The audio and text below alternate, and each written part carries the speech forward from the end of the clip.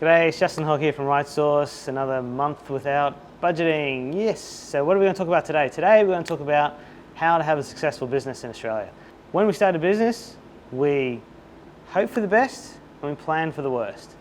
So hoping for the best is what, there's so much stuff out there. Again, creating your budgets, your business plans, whenever you sit down and you're thinking about your business, generally speaking, you're thinking about the best. You're thinking about what if this all works, it all goes well, and that's fantastic. The plan for the worst thing is not something that all of us like to do very much. And in fact, in some respects, we feel that if we put our mind to, well, what could go wrong, in some ways we're asking for it to happen. What if we change the words around a little bit and say, if the worst happens, what's our plan?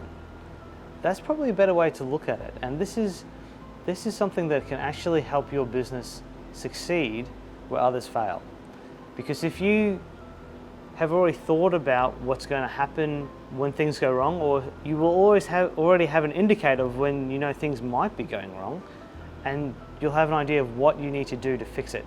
So that means you'll be a lot quicker to react, a lot quicker to move back on track and have things go how you hoped. So how can you go about doing this in a way that gives you some value and you can get some concrete actions out of a relatively short process? What I would do is, whenever you've got some time that you're contemplating your business plan or your budget or just your business generally, get a notepad and pen out and follow these steps. So first, go to that place where you go, well, what could go wrong with my business? So things like, what if it burned down?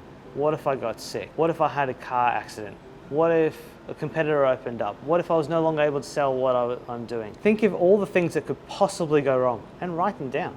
Write a list. Once you've got that list, go back to the start and go, well, if that happened, what impact would it have? So if my office burnt down, what impact would that have? Well, I would have to move, I could operate from home, or is it, no, all my stock would get burnt and that'll be it, it'd be curtains, business will finish. Again, do that down the list. So now you've got a list of what could happen and what the impact of those things happening would have. So next, and the last step is, what could you do to lessen the impact of each of those items? So again, work down your list and go, well, if my office burnt down and I lost all my stock, what could I do to minimize the impact of that? Now, an obvious one here would be I'd have insurance. So that would not necessarily make you whole. It wouldn't prevent it from happening, but it would allow your business to continue afterwards. So you're minimizing the impact. So by working down that list and going, well, what could I do to minimize the impact? Or what could I do to prevent the impact of those things happening? You will get an action list of the things that you can do now to prevent those things happening, but also you've now thought about it. So if something does happen, so if I got sick, you would know, oh, well, I can bring a contractor in to fill that role. What you would have done, you've already probably lined that person up to say, well, if something happens, are you right to fill in for the business for a couple of weeks and that's all cool?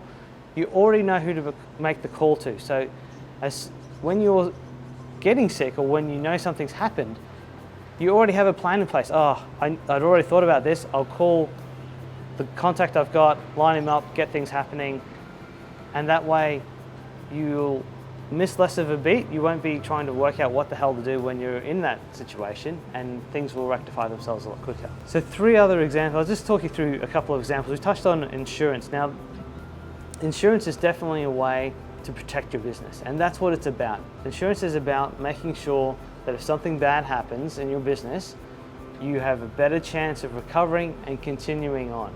And that's what insurance is about. So you should really look at insurance as a protection.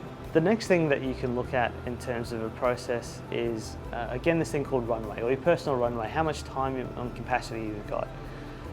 Now, this comes into, what if my business doesn't take off and I don't make any money? What if I can't pay myself? The impact on this is often, well, it's a personal impact that, well, I can only go so long before I need to pay for food. Understanding that, so that if your business isn't going well, how long you've got will allow you to make better decisions. So let's talk about personal runway. It's a term used a lot in startups, runway. Basically, it's how much time you've got in your personal life before you need to get paid. And this is important to understand in the impact, in the point where if your business doesn't make as much money as you'd hoped, or there is a lull, how long can you go without getting paid? Because you want to understand this so that you don't get yourself into personal trouble. And the best way to explain this is with an example. I worked with a guy who was looking to start up a business. He had a business plan. He was starting from scratch. It's like, great, this is the greatest idea. It's going to work, but I've only got 3 months of runway. So if it doesn't take in 3 months, I can't afford to go any further than that. And he knew that at the start. We did the 3 months. We got some traction, but it didn't take. And it was the most amazing thing to see that at the end of this point in time, when he ran out of his runway, he said, well, I've already planned for this. This isn't what I'd hoped would happen. I'm at a point where I've used up my runway and I know what I need to do, and that's I need to go back to work now. As much as I'd like this business to go, it isn't. So he followed his plan. He went back to work. He had to earn some more money. What that meant was he didn't overextend himself. He didn't go to a point where I've incurred this personal debt and I go bankrupt or something like that. Because if that happens, you will no longer have the opportunity to run another business. What having planned for this situation now means is he now has his own business that is working, that is thriving, because he planned for the worst and now he's got what he hoped for. The other thing to look at with this plan for the worst stuff is, what if you're working with somebody else? So what if you started this crazy business idea with some other friends or family? How's that all going to work? Because when you first start, everyone's on board, everyone's usually agreeing, and it's actually quite a fun time. What can happen in business when things go badly is that when you're with a group of people, everyone wants to deal with it differently, or it impacts them differently. So I have a client who, sisters starting out a business. Now, they have very different personal lives. One has a family, one doesn't. So if the business wasn't successful or had a lull and they couldn't pay themselves, they would have different time periods they could sustain that. So how do you deal with that? How do you plan for that when there's going to be a different impact on the business owners? So the way this is often described to people, the best way to handle this is a shareholders agreement. Now, the shareholders agreement is, that's what it is, an agreement by the owners of what is going to happen if certain things happen. So if you want to sell the business, if someone wants to get out of the business, what are the mechanisms? Now, that is a legal document, and it's probably, I suppose, all the way you can go. If you're going to legal documents and you want to rely on legal documents, that's, I suppose, the minimum bar.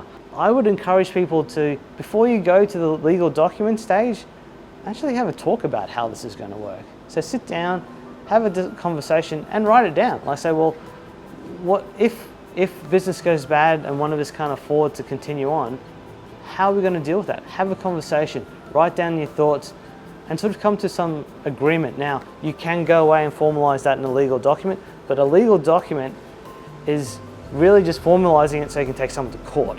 If you're running a business, what you actually want, and when anyone's gone through any legal process, what they want is for people to come to an agreement. So work with your business partners so that you have a process of how you would come to an agreement if something goes wrong. Because the worst thing that can happen is if you start a business with other people is that you can't agree. And when you can't agree, the business will fail. Have an agreement on how you're going to work together. So that was this week. A little bit fun, how to have a successful business, but actually how about to plan for the worst, and that planning for the worst isn't the worst thing you can do. If you like what you see, feel free to subscribe. We'll be talking about another non-budgeting, non-numbers thing next week. Also, if you are looking to start a business, there's some good stuff that we've done the last couple of weeks, last month actually, in terms of cash flow and budgeting, some good templates there. Check them out, and I'll look forward to talking to you next week.